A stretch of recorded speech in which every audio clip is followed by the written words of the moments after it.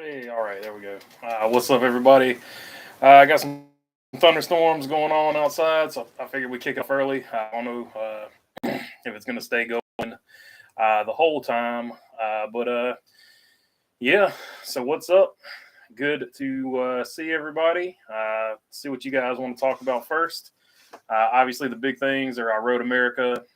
Tyler Reddick winning Road America, his first win in the Cup Series, which is a big deal. And the other big story of the weekend, I didn't get to see it because I was at the racetrack myself, but Noah Gragson causing that wreck at Road America, intentionally wrecking Sage Karam, taking out 13 cars. NASCAR guy, what's up, man?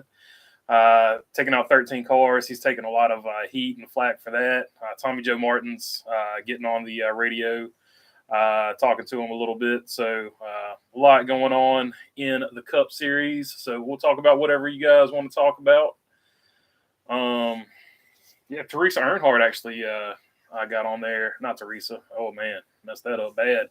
Kelly Earnhardt got on there and defended Noah Gragson. So her and Tommy Joe Martin talked on Twitter a little bit, which was interesting. I see too many owners talking on Twitter about things that happened. So we'll talk about that and whatever else you guys want to talk about. I personally thought the exchange on Twitter was pretty good because you can see where Tommy Joe Martins is coming from, right? Tommy Joe Martins is coming from the fact that my car just got junked on purpose. Is NASCAR going to do anything about that? That's sort of an issue. That's sort of an issue too. And Noah Gragson, he's Gibbs, probably the most youngest, best drivers with the biggest tempers. I think that's a fair thing to say. So is this a situation where NASCAR needs to intervene? I've said in the past, NASCAR needs to intervene before somebody gets hurt. I think it's a safety situation. Something like this, I feel like setting an example, give him a hand-down penalty so it doesn't keep happening like this. Like, he could have picked a better spot. That's probably the bigger issue, I guess. He could have picked a better spot on the racetrack, blind turn in where people are flying through there. So that's probably a bigger issue. I said this thing about the Ty Gibbs situation. I thought they should have given him a penalty too, and NASCAR didn't, especially when the official ended up getting hurt in the Ty Gibbs situation. So we'll see if NASCAR gives a penalty here, if they just keep letting them go at it. Stu Putty, I'm a huge Noah fan, but that wasn't a great idea. I 100% agree with that. I get pushing back, but that was the wrong place at the wrong time. See, that's 100% where I'm at with it. You could have picked a better corner where everybody could see what was going on, but everybody was coming up over that hill. It was sort of a blind corner, and it caused an absolute disaster. So, yeah, I get pushing back as well because he did get pushed off the course a little bit by Sage Karam. Sage Karam went a little wide on that turn, but he could have picked a better spot to show his displeasure. So I thought that was the pretty much the issue there. And like I said, at some point you've got to start penalizing this stuff, or somebody's going to get hurt. I mean, you're coming full speed over that blind corner or whatever, and blind hill, whatever you want to call it, and that's a situation where somebody can get hurt. And like, is somebody going to have to get hurt for NASCAR to like actually step in and do something? I'd rather see them be proactive than reactive in a situation like that. So that is the only reason I'm saying a penalty might be a good idea. Noah picked a bad spot to get his revenge. Robert Stone, yeah, 100% agree. Love Noah, but bummed to see him at this point in his career to still get a little bit hot on a restart. Yeah, I don't mind him getting upset, but you got to pick your spots. Like, it's like I was talking about the other day with Bubba Wallace on the radio. You got to pick your spots. Like, your engine is your emotions, but you got to use your head as your steering wheel. Like, you can have the strongest engine, you can have those emotions, but use those emotions in a positive manner. Instead of maybe wrecking somebody, just use that emotion to pass them. Basically, just show them like, hey, you bumped me, but I'm going to pass you clean, or I'm going to rub you here in a better area. I'm gonna put this bump on you in a better area so that people don't get are put in danger. That was just a bad spot to do it. And he's a young guy, right? Same thing I said about Ty Gibbs. They're young guys. They've got plenty of time to learn and get better. I'm not trying to come down on Noah or Ty Gibbs or anything like that. This was just a one of those situations where you're young and you take it as a learning experience, hopefully. But I would like to see at some point in for situations like this to sort of calm down. Like, I don't think it's going to stop anybody from driving necessarily, but it will at least make them think, hey, if I do something really, really bad, I will, find some money or something like that. If you're going to take someone out, take out yourself doing it. Martin fan for life. That is a good point. People actually get a bigger laugh when you try to take somebody out and take out yourself too. So you always got to remember that. I've seen a lot of situations like that, but that is a good rule of thumb. If you're going to take somebody out, make sure you don't take yourself out with them. I get why Noah was bad, but that was a bad look. I agree, Robert Stone. Flash Racing, they got a Pocono race coming up. I think they do stop motion, so if you like stop motion, check them out. Stu Putty, with that said, Noah definitely makes it entertaining. Yeah, for sure. Noah's got a great personality, man. He's good for the sport, I think. But like all young kids, you got to learn the limits of what to do and what you're saying, what you're doing, how you're acting on the racetrack. I think he's going to be great for the sport, man. Hopefully he will get up there sooner rather than later. I'd like to see him up there next year, at least in some one-off starts like he's doing this year. More of those. Does Noah Gragson remind us of Tony Stewart and Kurt Busch? I think that's I would say Kurt Busch and Tony Stewart. I don't want to compare them because they're changed. I don't want to put that pressure on Noah Gragson, but definitely personality-wise, he's wild, a little around the edges, crazy. I definitely see that for sure. Pretty sure Dale Jr. will have a long talk with Noah. I think so too, and that's what Kelly Earnhardt was getting at. They said we will talk to him. We're not embarrassed of our driver, but we will talk to him and we'll handle it in-house. So I thought she responded to Tommy Joe Martins really well. And I thought Tommy Joe Martins, what he said on Twitter was within reason. Like, he didn't go crazy. So I understand why he feels how he feels. If I was in his situation, I feel the same way, and I probably would have said something similar. I might not have put it on Twitter, but I would have said something similar, texted him or give him a call or something. I did say it cost Noah Gragson a Cup ride next year. So that's what a lot of people are saying, right? So is this such a bad look that it's going to scare that? I don't know, because we've seen drivers in the Cup Series. I'm just going to use Kyle Busch as an example, do some wild things, and he didn't necessarily lose his sponsor of M&M's. So you never know. It just depends on the sponsor, who's looking at him. But you never want to have a look like that when somebody – you got to remember, people are always watching. So hopefully it won't cost them a sponsor or a Cup ride. Yeah, something he definitely needs to work on for sure, and something I would say Ty Gibbs needs to work on. And speaking of Ty Gibbs, he raced clean, and he did. He showed why he's very talented and why he can get the job done without, using the bumper and being all crazy. So I thought that was a good. People criticize Ty Gibbs a lot. I thought this is a moment where we should give him some praise because he raced clean, and he beat the best of the best. So good win for him all the way around. Looks like he's hopefully learning a little bit. In the old days, you got called to the trailer and they put the fear of the racing gods. Apparently, this has eased up too much. I think so, too. They did call him to the hauler. I do know Tom Irvine said that. They did call him to the hauler, so they did have a talk with him, and I'm pretty sure they're going to try to say something to that effect. If you do it again, you're out. You're going to miss a race or something like that. I don't want NASCAR making judgment calls, Robert Stone said. Yeah, I mean, I agree with that, but at the same time, in certain situations, you got to say something. So maybe calling him to the hauler is the best thing in that situation. I agree with you. You don't want them making judgment calls because NASCAR has proven time after time their judgment is inconsistent at best. So I'll leave it at that. I don't want to get off on that rant. Rich Hill, what's up, buddy? I'm doing good. How are you? Looked at Noah, had a flat right front, old home guy. Yeah, so that's another thing to factor in. There is that, but it could also have been a flat tire. So there is that angle. There was definitely a flat tire on the car. But it looked intentional to Tommy Martins, and I'm thinking it's intentional, but it also could be a flat tire. But I'm just going to go off the assumption that it was intentional, because that's what everybody seems to think. But there was definitely a flat tire. Kids need to learn respect in the sport. Mark Barnum, for sure. I think so too. I think that's a huge issue of some of the people coming up. But also at the same time, you said kids, so I think you got to put in there kids for sure.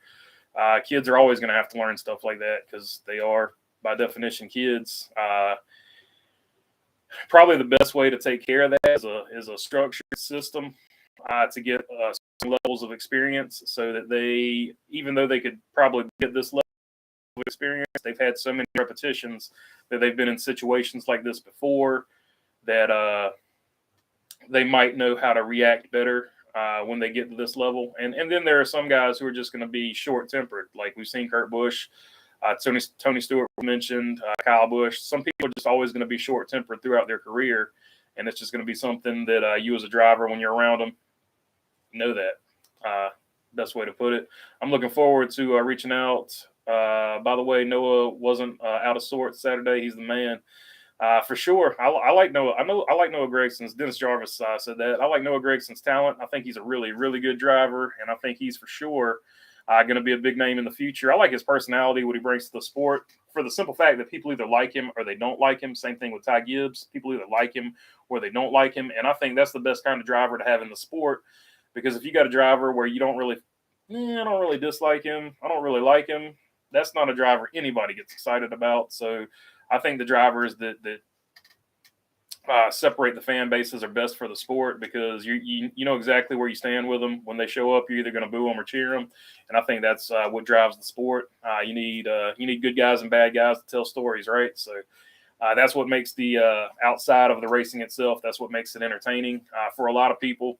And I know a lot of people just like watching the racing on the track, and they don't want to see any of the nonsense around it. But there are definitely a great deal of people that want to see the personalities too. And Noah Gragson has that in bucketfuls.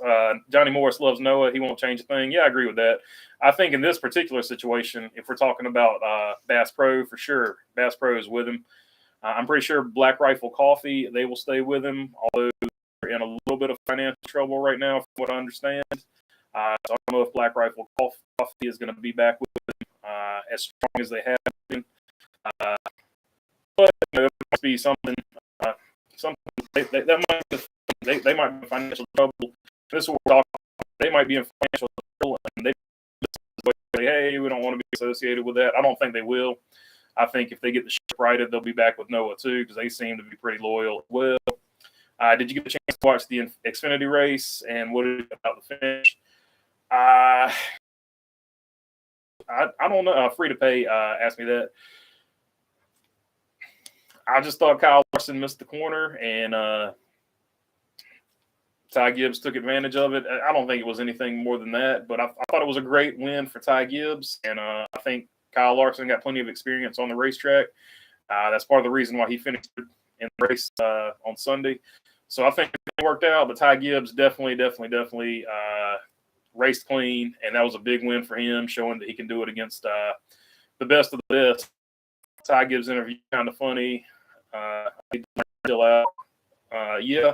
So that's good, man. He's acknowledging that Rich L said that he's acknowledging that, in the past he's been a little over the top with his personality, with his emotions, let his emotions go. So that was good that he acknowledged that and that he drove better. He's funny. He's funny to me because he was so polished when he raced late models. He raced late models against us. For those who don't know, he was so polished, and you never, when he got out of the car, you never saw like that anger. Even when he was in situations like that, he was always composed when he got out. So it was always strange to me that he got to higher levels. He was letting that emotion come out. So I don't know what happened in between those 2 points, but he was always more polished in late models. So I was surprised when he got to the basically when he got to the Xfinity Series and to the ARCA, he was hitting out of the car and, and doing crazy stuff like that. And obviously the wrecks on track and things like that. He was being really aggressive with the bumper, which I don't have a problem with, but certain situations he had a way faster car, and he's got so much talent that he could have just passed a lot of those guys without using them all. So that was surprising me, but he's a good driver. He's a he was a lot different in late model, which I guess you expect that, but he seemed a lot more polished personality-wise, I guess I should say, in late model. So it did surprise me when he was throwing fists at Sam Mayer. But that being said, Sam Mayer and him were racing in the Cars Tour, so that's been going on for way longer than just the Xfinity Series. So that could have had something to do with that as well. Did you see the big wreck at South Boston? I did see the big wreck at South Boston. I was standing on the front stretch when it happened, Edward Dillard. Check my Twitter. I got some footage of it up there. But yeah, it was bad. It was really bad. My buddy, Brandon Pierce, he sprained his wrist or hand or something. He got it caught up in the steering wheel when he wrecked. So it was rough. But I think other than that, I think everybody else got out unscathed. And I talked to him. He said he's going to be okay. So bad. I think it was 17 or 18 cars. When you wreck on the front stretch at on the straightaways at South Boston, there's nowhere to go. Those straightaways are narrow. So when you get 3 cars there, there's nowhere to go. It was rough. And points leader, he was the national championship points leader. Lane Riggs, he took a hit there. So he probably took a hit to his points on that. But so he's another one you want to watch for if you're into late models and stuff. Lane Riggs and Bobby McCarty, those are probably 2 of the big ones to watch. Coming up, Bobby McCarty, he's going to race for Mike Harmon at New Hampshire in the 47. So he finally got called up. Lane Riggs will probably be the next one you see get called up from late models. And Landon Pimbleton, he's racing ARCA. He would be the other one to keep an eye on. Landon Pimbleton, the youngest winner of the big Martinsville Valley Star race. For late models, he was 15 years old when he won that last year. So bright future for him. Did you see the Rowdy movie? I haven't seen the Rowdy movie yet, but I am going to watch it. Do you ever get down to Orange County Speedway? I do get down to Orange County Speedway. We test there a lot, and we might be running a few races there in the future. So yeah, keep your eyes out. I will talk about that. Ty and Kyle mirror driving experience. Robert Stone said that for sure. They're very similar, and you can tell that Ty has sort of used Kyle as his role model. I want to be like it's his role model, but that's definitely his role model for driving and how he acts at the track. I feel like so he's definitely taken that in there. Some lag in the audio, Rich, for sure. I don't know. I've got a thunderstorm going on. That's probably part of what's going on with the audio here. Ty had a lot of pressure on him now than he did in late models. That's for sure. Rich L. Cole Custer is a pain in my veins, which is only cured by Pepsi's and watching the Kentucky win 10 times. LOL. Cole Custer. I'm glad he got that top 15 because he has had one of the roughest seasons I can recall a person ever having. Cole Custer I think he's wrecked or blown a motor in just about every single race this season. And so it gives the people that don't like Cole Custer, who say, Cole Custer's only in a car because of his dad and this and that and the other thing, blah, blah, blah. It gives them a lot of ammunition to say things like that. So I don't know. I think he's got a lot of potential personally, and I think when you run bad, it just gives people fuel to say things like that. So I don't know. Cole Custer, I think, is going to be a solid driver. He's just having a bad year, so if he sticks with it, I think he will be good. Ty will never have a bad car, or Robert Stone, that's for sure. But there's a big misconception about Ty Gibbs. Okay, Ty Gibbs, when he first started driving late models, like everybody's like, oh, he's this natural talent, right? When he first started driving late models, and I'm not saying this to downgrade him, he was not really all that good. But what happened was he, and the reason I'm saying this is he Gibbs is he used to be really good because there's a lot of they would be like, oh, I'm not good at this, I'm quitting.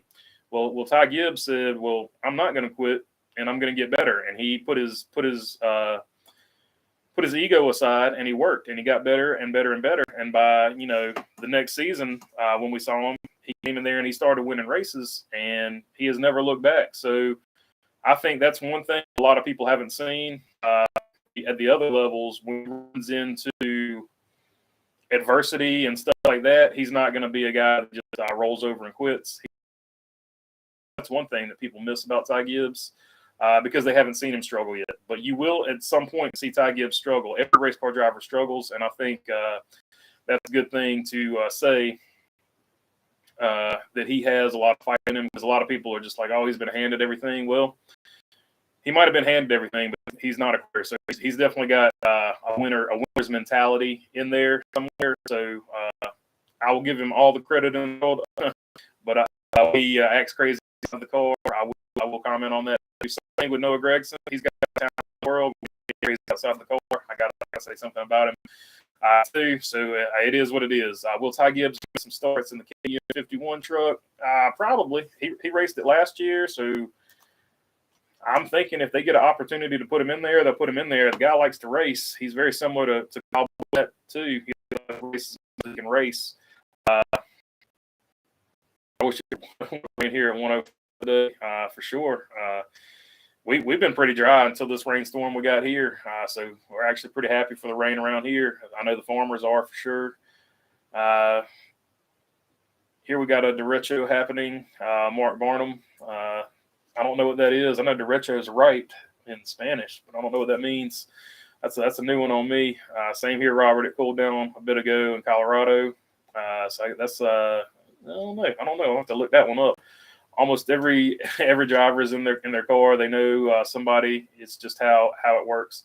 Yeah, so there's definitely a good old boy system, a network for getting money. If they don't come from money, they know somebody who's sponsoring them. So they're connected somehow. That's definitely not new though either, right? So that's been something that's been around for a long time. It just hasn't been around for a long time in NASCAR because we had the 80s and 90s where there were a lot of blue collar drivers who got up to the sport on their ability. That's why you saw a lot of those guys their rookie year, they were 29 or 30 or 32. Like back in those days, 30 or 32, that was sort of your rookie age. Now, ever since, I guess Jeff Gordon would really be the most famous one that sort of, when the sport started skewing the other way, that's when the drivers started getting younger was Jeff Gordon. So back when you had guys that were rookies at 32, you had more of a chance to see a driver sort of build themselves up from a grassroots standpoint. Now there's a lot more people that come from money or have sponsors backing them. And that's something the sport needs to address, and I hope they do. They need to develop a talent pipeline that addresses that instead of just putting people in cars because they have money to get in cars. So that is something I would like to see, an actual talent pipeline where people have to earn their way up no matter how much money they come from or all that. So, and of course, if you have money, you're always going to have a benefit of whatever that brings. So there's still going to be both of them in there, but the sponsors need to look at tapping into people who have earned their way up, because I think people would be more loyal to sponsors that did that. So more than anything, I think it's a sponsor issue. But if somebody's going to sponsor your car, the way it's hard to get a car sponsored now, what are you actually going to say to them? So it's a catch-22, and that's why I'm saying NASCAR needs to work on basically just developing a proper way of getting leveled up to get to Cup. It's not working right now, and F1 has a better system, but F1's system for doing that is not perfect by any means either.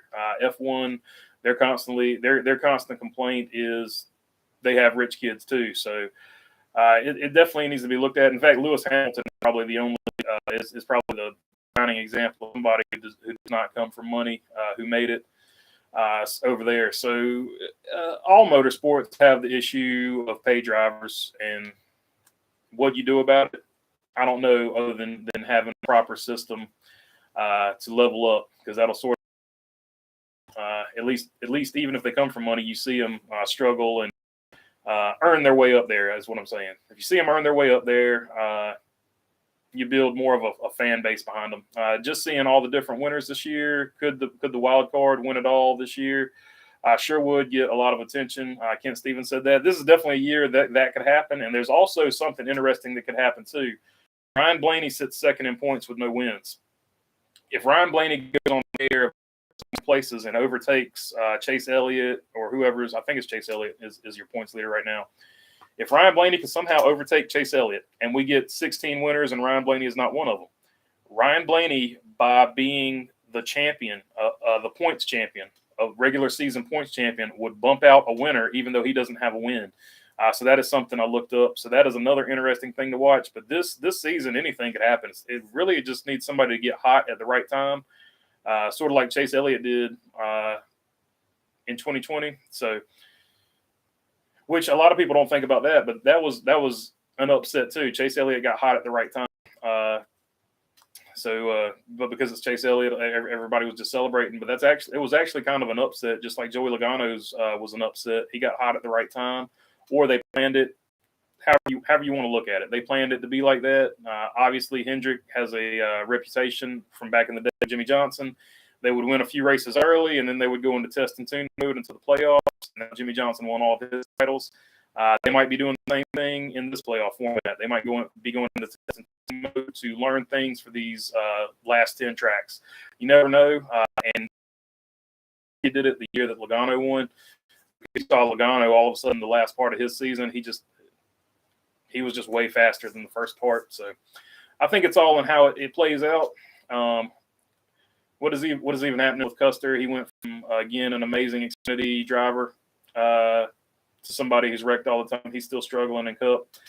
Well, he has a Cup win, so he can definitely drive in Cup. He's just having a bad season, and he shows what he can do in Xfinity. Sometimes it just takes longer for certain drivers to put it all together, and it's just the way it is. Martin Truex is a perfect example of this. It took Martin Truex a long time to show what he had ability-wise, and really basically when him and Cole Pearn got together, to me, Martin Truex just needed a good crew chief, and maybe that's what Cole Custer needs.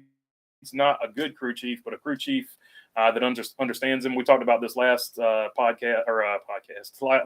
live stream with him. Team chemistry is a huge deal. So if it's not a crew chief is good or bad, you just find the right crew chief that believes in you, stuff like that. That might be a situation. I don't know. I'm not saying it is, but that could be the situation with Cole Custer right now. Aside from this year, I think Cole Custer's just had a really, really bad year. Guys just had bad luck. So, and it's given all the detractors and haters plenty to say about him. Us BK fans are struggling watching him get a handle on this car. I'm not going to give up on him.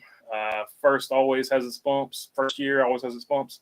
Richo, yeah, so Brad, to me, if you put Brad Keselowski's been doing, percent R&D in new parts on that car, because he is way off the pace of the 17 car. So I think he's just being a good teammate and a good car owner, and he is just testing parts to try to get that 17 faster. But I was really surprised, and I don't know if he had a Corey LaJoie situation with his steering or something like that, but he did have speed on this road course. So I think this road course was just an actual parts failure for him. And I think he was going to try to go for it and get this win. But I think super speedways and road courses are where RFK are going to try to get wins to get into the playoffs. And I think everything else, Brad Keselowski been doing some R&D stuff, trying to get better for next year, or trying to get the 17 better for the playoffs if he happens to win a race and makes it.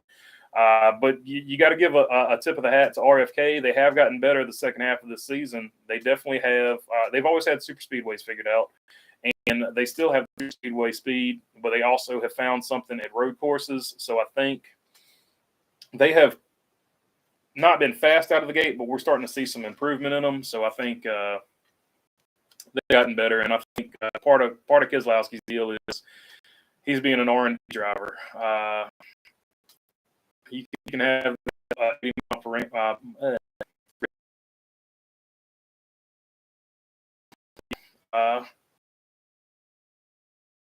drivers, skill drivers, we can all do that, just reps and natural talent. Anyone can be skilled. Talent is Kurt, top 5 running in a Phoenix racing car. Yeah, for sure. Like, and look, there are people that are born with ability that you're never going to touch. But I also want to give props to guys like, and I'm just going to use Denny Hamlin because he said it himself. I don't want to call out any other drivers. Denny Hamlin knows that he's not naturally gifted at that, but he is just put his head down and worked really hard and gotten to be a better driver. Now I know a lot of people don't care for Denny Hamlin because he spins people out and then he gets upset when it happens to him. So I get that, but he's a really good example of a guy who doesn't see himself as somebody with natural talent, and he just works his tail off to get better and better and better. And Kyle Busch, for all the natural talent he has, you have to say he's got probably more repetitions than anybody else too. So he's a guy that, even with natural talent, he's getting more repetitions. So he's maximizing everything he's got over there. Kurt Busch, though, he is a one of a kind, unique talent. I'll agree with that for sure. I think the same thing with Kyle Larson. I think Kyle Larson, the fact that he can get in so many different kinds of race cars and be fast is pretty impressive. I think that's just something I'm not going to say he was born with it because everybody puts in hard work to get to this level, but he was born with certain attributes and reflexes and stuff like that some of us will never, ever have and never be able to understand. So there are definitely drivers that are born with ability. Even some of those drivers that are born with mega ability like that. Let's talk about Robbie Gordon, okay? Robbie Gordon can get anything in the world. And Tony Stewart said this. Robbie Gordon gets anywhere in the world, and he's 90% of the way.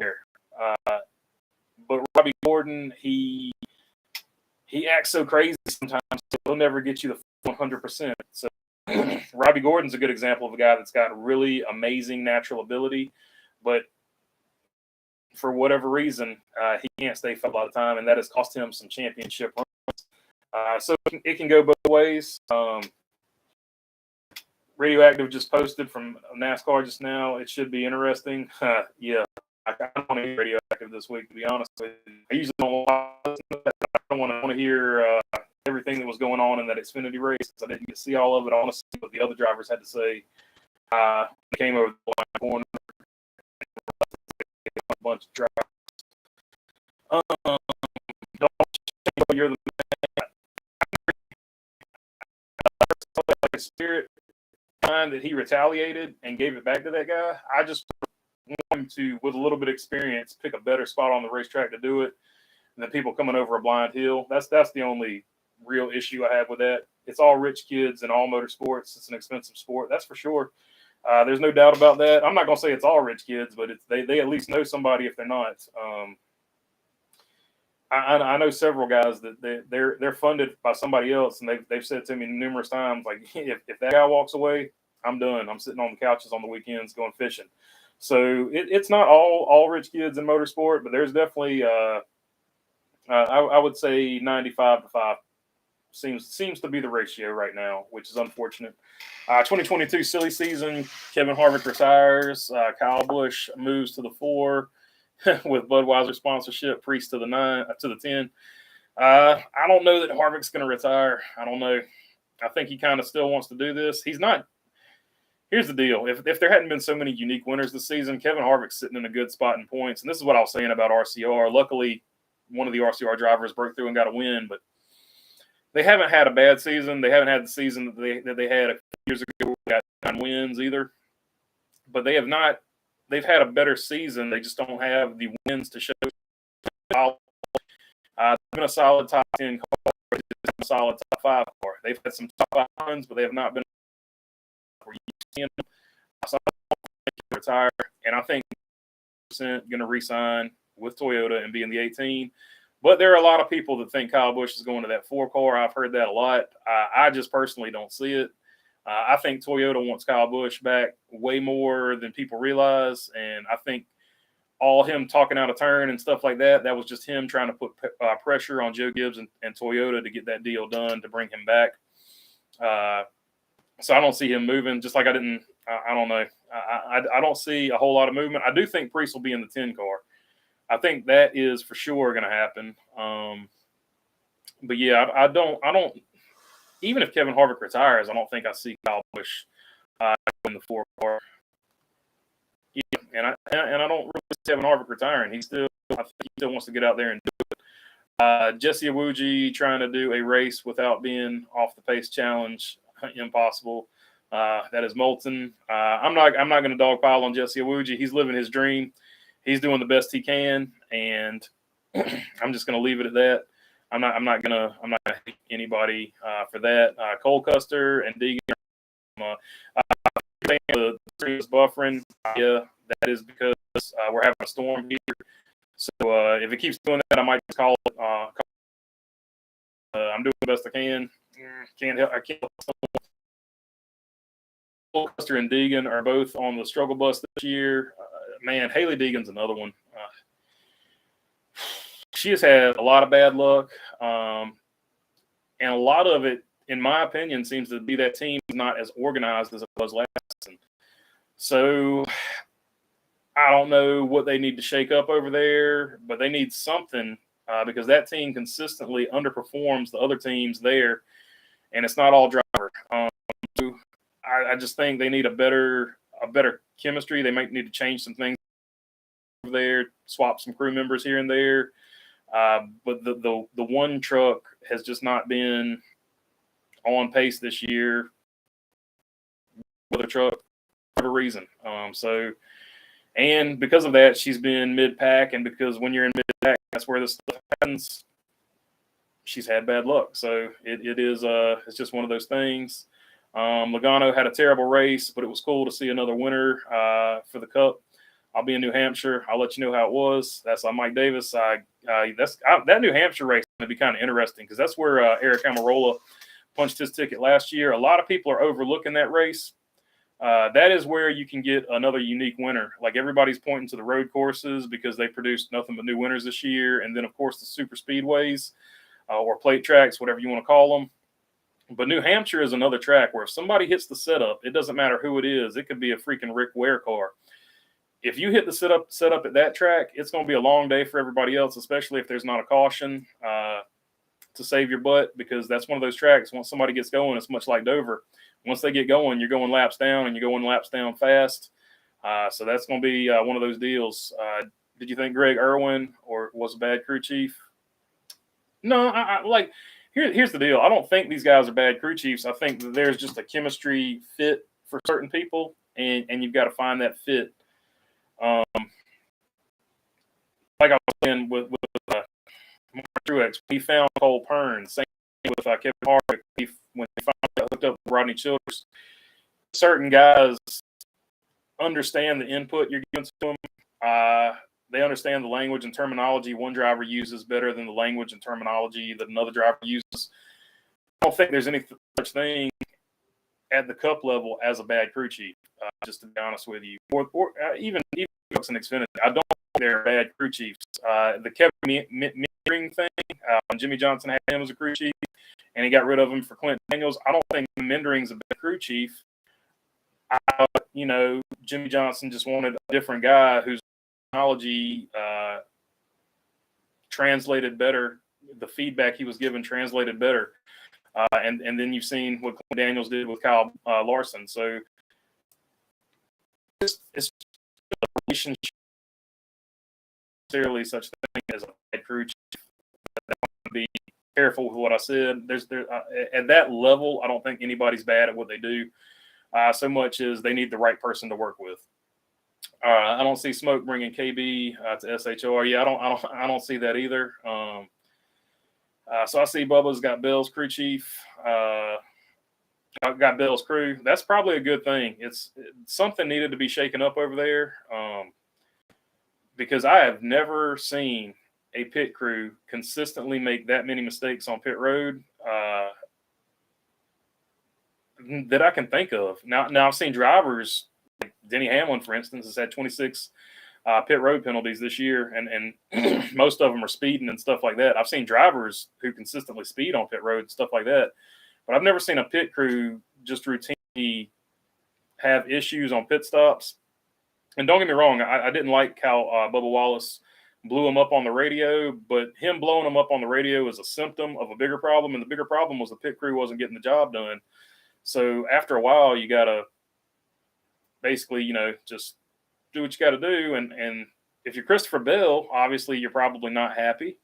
But if you're 2311, you're probably like, well, we're finally getting what we pay for, right? Because they're paying for those pit crews. So it's just a tough situation. I mean, if you're Christopher Bell, you're not happy for sure. How demoralized does Bell have to feel? Yeah, for sure. Like he's got to be mad. Like there's no way he's happy about it. Especially because he's a guy I think a better move would be to take it from a guy who's already in the playoffs with wins. So taking it from the 18 or the 11, but of course that's not because exactly I would go down on social media or whatever. And he also brings he would just somewhere else and so much money behind him right now.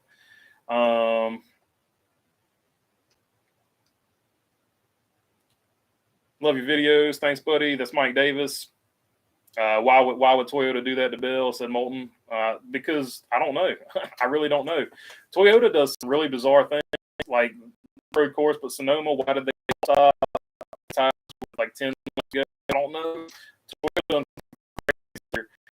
so I'm not gonna sit there and get try to figure out what they're doing or what they've got going on.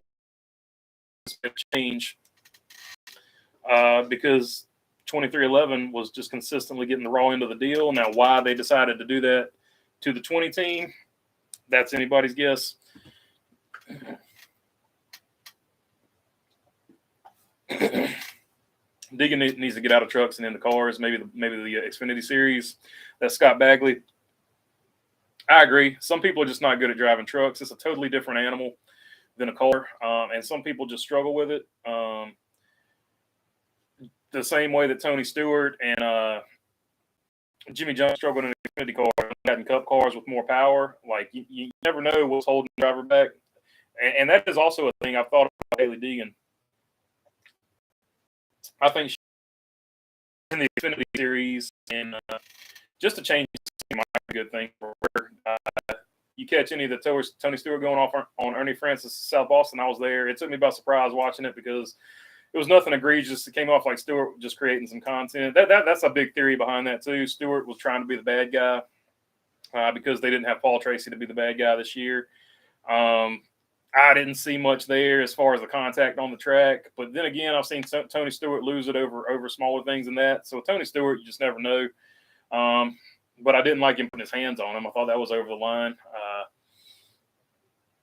But I'm glad Ernie Francis stood up for himself too. But I mean, at the end of the day, even if that was his intention, mission accomplished because we're still talking about it, right? So he stirred up some content for sure. If that was intention, if it wasn't his intention, he still stirred up some content. So I don't know. I hope I didn't miss much. Michael Curtis, no, not too much. We talked about Noah a little bit at the beginning, and let's see. I've never seen a driver make as many mistakes as track. I mean, a lot of people don't like the polarizing and all. So I mean, it is what it is. I'm not going to make this a Wallace thread because people really don't, and it is this. And we don't talk about people that far down in the points, so I'm not going to dedicate a whole lot of time to that. If he does something big, I'll talk about then. Truck drivers have a whole different personalities too. Too aggressive in trucks. Yeah, I agree with that. And I think also you can't not factor in that nobody wants to get passed by the girl, so she faces probably tougher passes and stuff like that too. That's just unfortunate, but it's the case. It's what it is. I'm thankful that Matt DiBenedetto doesn't have Greg Irwin as crew chief anymore. Douglas Serrano. Matt DiBenedetto is a great talent. If he ever finds the crew chief that he needs to find, he's going to really do some things. He's really turned around Rackley War Racing. And I say that I know Josh Berry and Timothy Peters were in the car last year, but they didn't have really great runs. Matt DiBenedetto has got the truck running now where it's a playoff contender. He's running top 10 constantly, and he's threatening for wins. So he's done a good job of helping that team achieve its potential. So I think they're headed in the right direction there. And if he keeps doing what he's doing, maybe he gets another shot at the upper levels. What's up, man? Glad I caught the live stream. What's up, KS? Stewart created viewers on TV. Shib said that. That's for sure. And that's part of his job, right? He owns it. Will NASCAR park Noah after the Road America debacle wreck? Jermaine Boyd said, I don't think they'll suspend him, but I think they'll put him on a super secret probation. They won't probably tell everybody that he's on probation, but he probably knows he's on probation right now, and he's got to basically keep it up. My mic's breaking up. I think that is part of the storm going on out here. I think it's messing with my internet a little bit. So I apologize for that. Mike Troughton, I missed something. Too much of the clear liquid. I'm just going to say this: the driver who was safe to point himself into the playoffs is Blaney. I always say he is a silent, consistent driver, extremely underrated. I have Ryan Blaney as my champion of 2022 right now. He could definitely do it. I wouldn't feel safe pointing my way in because only three more drivers need to win in 8 more races. But he could definitely get a points lead and become the season champion. I could see that happen. Mike Troughton, we need bad guys for sure. We definitely need bad guys. Why does my driver Harvick go 9 races, win 9 races, and take a 3-year nap? I don't know, but it happens sometimes, man. Bill Elliott took like a 4-year nap, it felt like, at one point. But then he got with Ray Evernham and Dodge, and it revived his career. So you never know. You never know. Just Stuart Haas could come out next year and just be, way better. You just never know what's going to happen in this sport. 1992, Dale Earnhardt was the reigning NASCAR champion. 1992, Dale Earnhardt had probably the worst season I can remember him ever having. So you just never know. Sometimes your guy's just going to have a bad year. Deegan posted a good vlog about the SRX yesterday. Yeah, I think she's perfect for SRX. She needs to be in a lot more of those SRX races if they can get her in them, because she is the perfect person to push that sport to the next level. Because in my opinion, the SRX racing is just really fun to watch. And I think a personality like Haley Deegan would really make that sport. So I'd like to see her getting some more opportunities. I think Buescher is going to be the only new winner left this year. I mean, that could definitely happen. I don't know. I think there's a few people that got something to say about that. Ryan Blaney could definitely get a win. He's threatened at points this year. You count him out. I mean, you could go to New Hampshire and he could be the guy that hits the setup, right? So there's a few people that could get their first win of the season. SRX looks good. Just watch a race, looks fun. Yeah, Mike Troughton said that. SRX is definitely super fun. One of the controversies, though, somebody said they threw a caution. I haven't seen the last SRX. Was it the Boston race up at Jason Barnes? But they said they threw a caution in the last laps, and was it a fun flag caution or was it a legitimate caution? I can't comment on. I haven't seen it, but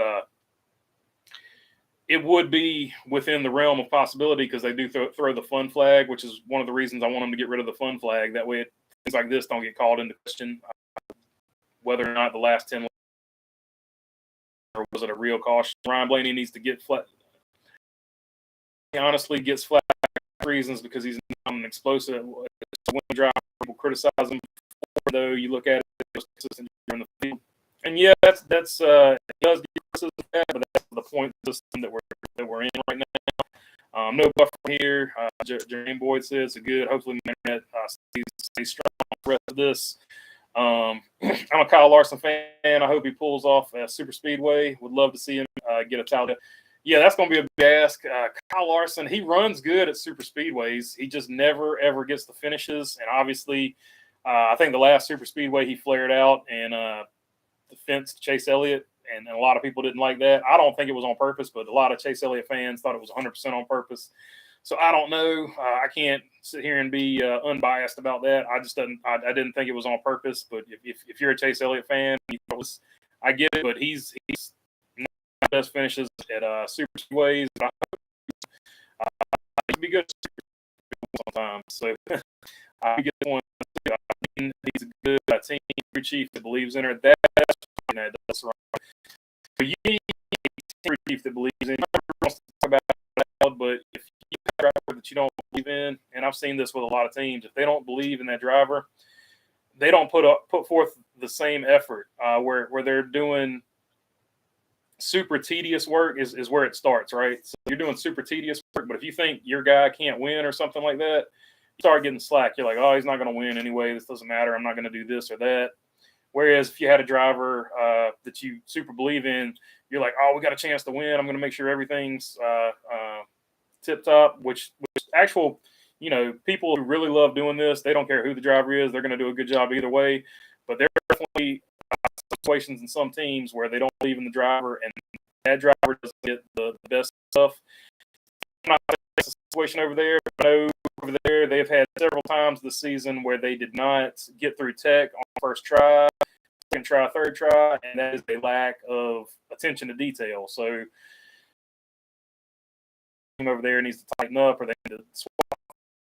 Needs a better situation of people who understand the feedback she's given and stuff like that. And people have said also she's being coddled on the radio. If they're coddling her on the radio, they need to stop that because they need to make her the best driver she can be. They need to sit everybody down and talk about it if she's being coddled on the radio. So that's been a criticism too. So it can go both ways. Everybody can get better over there. So I could definitely see Blaney hitting a hot streak late in the summer and going into the playoffs. I could too. I think Blaney's a big sleeper here. It's hard to say that to a guy who's basically would be second in points if it wasn't for the playoff system right now. He's having a killer season. Like, so you could see he just gets hot at the right time, right? And boom, he's your winner. Sort of like Denny Hamlin almost did it last season. He went a really long time before that first win, but then after he got that first win, he started reeling off win after win after win. Obviously, Kyle Larson was just in the season of a lot. So this year, Denny Hamlin was last year. So that Mike Charlton said it was a caution. So yeah, talking about this. I was born in a Chevy family. Now I'm pretending Kevin Harvick's driving a Hendrick car. Man, Mike Charlton, I'm telling you, if Kevin Harvick, I'm with you. I hated that Kevin Harvick went to Ford. I still like Kevin Harvick, but I can't pull for him like I did. It's hard to watch the Goodwrench man drive a Ford, the Goodwrench driver, at least back in the day. So, yeah, I'm with you. But if Kevin Harvick had ever been in a Hendrick equipment, I don't know for sure that Jimmy Johnson has 7 championships. But, ifs and buts. No need to play that game because anything could happen in that situation. I think it's the layout of the race, caution at the last 10 laps. I mean, it could be. SRX has different rules, and I'm not going to sit here and pretend like I've looked at every single one of them, but I think they can throw a caution in the last 10 laps if they see fit. But I hope they get rid of that also. I hope they get rid of that and get rid of the fun flags. This one's an interesting fact. Did you know that Ryan Blaney have been in playoffs since they rookie year, but people put a pedestal size Ryan Blaney. Yeah, so Blaney's a super talented driver. Chase Elliott's got the most fans out there. It's just the way it's going to be, and he's won the championship too. So I mean, you can't take away anything Chase Elliott's done, but he's got the most fans, and so you're going to hear more about Chase Elliott just because TV's like he's got the most fans. We're going to put him in front of the TV more often. So Blaney probably doesn't get the respect he deserves all the time. I think he gets respect. He just doesn't necessarily get respected on that level of maybe where he should be because he's even though he's got the podcast and all that, he's an introvert. He's kind of a quiet guy from what I understand. So I think part of that is a lot of people don't think about it, but he's more similar to Martin Truex in the fact that he's introverted and quiet. So he's not necessarily going out there and seeking out attention and stuff like that. And I don't think Chase Elliott's seeking out attention either. I think he just happens to be the most popular driver. Just a lot of things lined up. Same way a lot of things lined up for Dale Jr. to be the most popular driver. But I think Chase Elliott's actually kind of introverted too, which is super interesting. You got 2 of the more popular young drivers, and they're both introverted.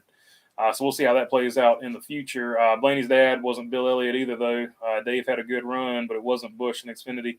Yeah, that's for sure. Dave Blaney's a legend on dirt, but dirt just didn't get the TV coverage in that era that it gets now. So people don't realize how good Dave was. And Dave was good in Cup when he got there. Got there later in his career, but he man, golly, if he had some good stuff when he was running the Bill Davis equipment, and he got to RCR at a time where RCR was having a down year. RCR at that point in its life was having good years and bad years. He got there for some of the bad years, and when he left, they started having good years again. Like he's just one of those guys. He wasn't he never landed at the right team at the right time. He's very, very like Neil Bonnet like in that. But for sure, Chase Elliott's dad gets him a lot more views. It's just the way it is. It's hard, but it's fans to the end. Mike Charlton, for sure. That's how. No matter who you pull for, I feel like that's how you should feel about a driver. I'm definitely still a Kevin Harvick fan. Just watching him drive a Mustang against Ford, fun fact. I just for Chevy. So a lot of people don't feel like that. Sometimes they're like, you're too Chevy heavy. I try not to be. I try to be as unbiased as I can, but I do pull for Chevrolet. I don't have anything against Ford. And I was jumping for joy with your Martin. So happy he's back at the track at whatever level. Rich. I think Martin to the track. It's an awesome deal. So hopefully he keeps doing whatever he feels comfortable doing. I know he said a few times he doesn't want to drive. He's done driving, so he might not drive. I know I said he might drive in the thing, but I've heard him say several times he doesn't want to drive anymore. So hopefully he comes back. I liked him in the booth commentating. I love him commentate. He's tried several times. Jump in something. But I don't think he will. He's pretty drive anymore. Bummer for all of us. Mark, if you get the itch, make sure you drive again if you get that itch. Podcast available with TW and Darlington paint schemes. I know they've been canceling a lot of die casts, so I don't know. Kyle Busch is an introvert too. He might be actually. That might be part of the problem when they put the microphone in front of his face. He just doesn't want to talk, and he lashes out because he's basically forced to talk. I could definitely see that. Does anyone know how to watch the SRX series live in Canada? I have to watch reruns, binge watching the Beverly Hillbillies. I'd rather watch it live. I don't know. It is carried on ABC or CBS over here. I think CBS. I think it's carried on CBS over here. So it would be whatever your CBS affiliate would have to carry it. But I'm not sure. I'm not sure about that. So if anybody can help Mike Charlton out, how do you watch it live in Canada? The SRX series. Jump in there and let him know. Reddick, thank goodness, thank God. Dylan said that. Yeah, man. I'm not gonna lie to you. Even though Reddick had a big lead, I was just waiting for something terrible to happen. And when Austin Dillon wrecked, I was like, there it is. Or when his caliper exploded, I was like, there it is. And like it's gonna be a teammate. But Austin Dillon, teammate of the year, man. He got that car off track. He made sure he didn't cost his teammate the victory. Now, somebody told me Austin Dillon was in the back of the track driving crazy, blocking people and stuff like that. Hopefully that wasn't the case. Hopefully they relayed the information. Hey, your teammate's winning this race. Chill out. But that could also be just a team communication deal, but also can't, fault the guy for trying to get as many positions as possible. But definitely if your teammate's in the lead, somebody needs to tell you your teammate's in the lead and to, drive normal and calm down for the better of the team. Chase Elliott and Ryan Blaney are friends. Ryan Blaney and I will see. Here's the deal with fan base. They're just in a passion of their driver. There are a lot of Chase Elliott fans who are Tyler Reddick. You could read it on Twitter. The Chase Elliott super fans, just for no other reason than Tyler Reddick won. So fans are super passionate, super passionate, and they're super opinionated, and that's just part of the fun of the sport.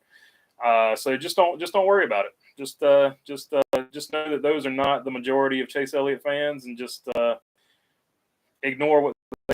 I wouldn't pay that a whole lot of attention, Moulton. Don't worry about it. I was at the race Sunday. The 8 and 9 cars were in the zone all day. Yeah, they were having a race all to themselves. Like Kyle Larson finished third, but he was like 16 seconds behind. So they were just in another zip code as far as what they found.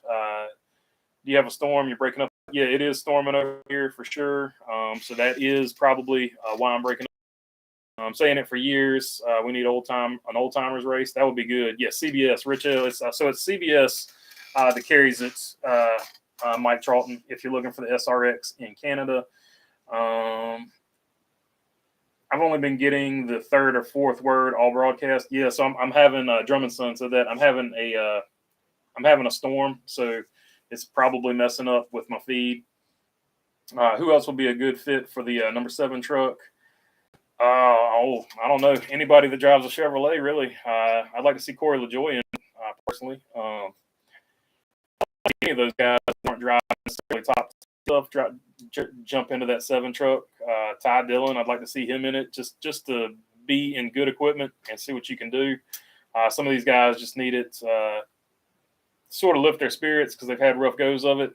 Corey LaJoy and Ty Dillon, I'd love to see him in that 7 truck if they can make it happen. I think when Kevin retires for good, I'm going to watch Chastain until he retires. That's a good pick. They're very similar drivers, super aggressive. Kevin Harvick came in. He was super aggressive. I ran into Rick Houston with the Scene Vault podcast. He was familiar with your channel. I think that's a compliment of your work. John Crane, man, thanks. That's super awesome. I used to read The Scene all the time as a kid, and I'm super glad that they've got a podcast. The guy that does our shocks, PJ Bryant, used to work for RCR. He's the guy who put me onto it. I had no idea they had a podcast. Once he put me onto it, I started listening to their podcast. They do a great job, and man, they've just got a wealth of knowledge. I'm so glad that they, even though they're not technically associated with the Scene magazine, I'd like to make that clear. They are guys that used to work there, and they've just got a wealth of knowledge from all the coverage that they did back in the day. All right, we're at the 1 hour mark, so we're going to wrap it up here in a few minutes. So if you got any questions, fire them off real quick, and I'll try to get to them. We're going to wrap it up here in a little bit. I was a fan of Junior. I was a Junior fan, then followed Boyer. Went with Chastain. His first full year in 42. Been a lot of fun. At least you've been there for the ups and downs, man. He struggled for a long time in that 42.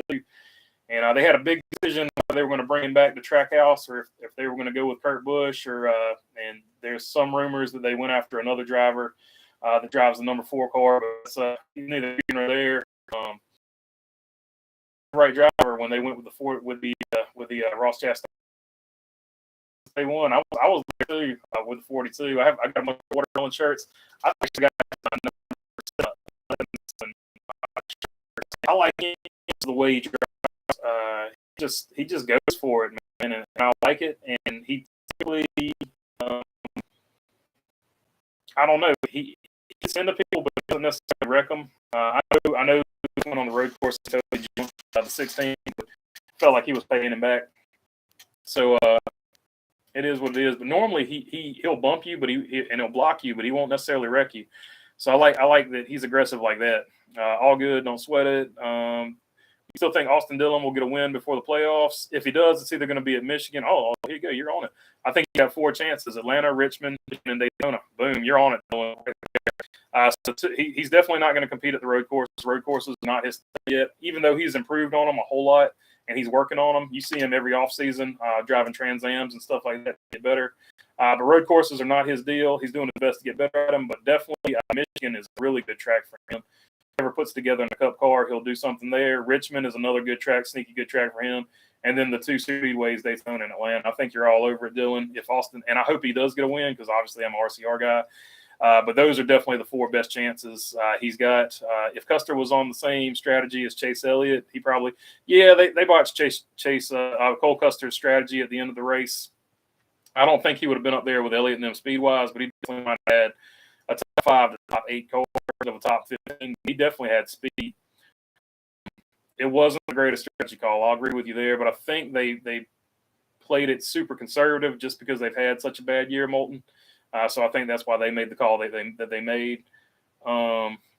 Dirty Mo had a good interview with the Trackhouse owner. I like that guy's attitude. Yeah, Justin Marks is awesome.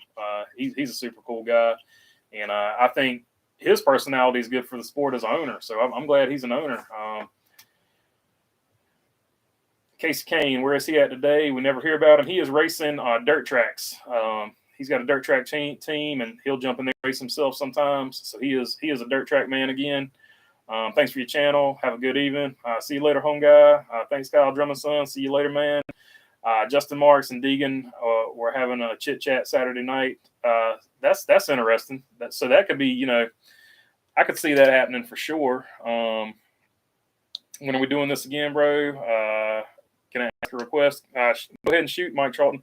I try to do these every Tuesday, Mike, by the way, just so you know. My Wi-Fi buffering. Yeah, almost forgot. I'm going to be on the NASCAR Weekly podcast this week, so I will be on their show tomorrow. If you watch, check that out. So I'll be on there with them tomorrow. Hopefully, I'm not having buffering issues like I am today. Wi-Fi keeps buffering because my wife is doing her basket weaving with her feet right now. I guess I got to step up my dollar store Wi-Fi. That's Rich L. I'll see you at South Boston next race. I'll see you there, John Crane. My picks for the 7 truck will be Dale Jr., Danica Patrick, and AJ Allmendinger. Those are good, solid picks for sure. Douglas Serrano. She's got her own YouTube channel. Oh, okay, I got you, Rich L. I was like, she's okay, I got you. All right, I think that is going to be the close of it. So if you want to see the live stream tomorrow, I'm not on, but look for the NASCAR Weekly Podcast. I will be on that tomorrow, so check it out. Next time you do this, change your flag and hat to the SHR. Put on a 4 hat. I'll tell you what, I will wear a 4 hat for you. I got plenty of hats. I got 29 hats. I'd rather 29 hat. I'll give you the option next time I do this. I will wear a Kevin Harvick hat. No problem, buddy. All right. That is all I got for you today. Thanks for your time. Peace.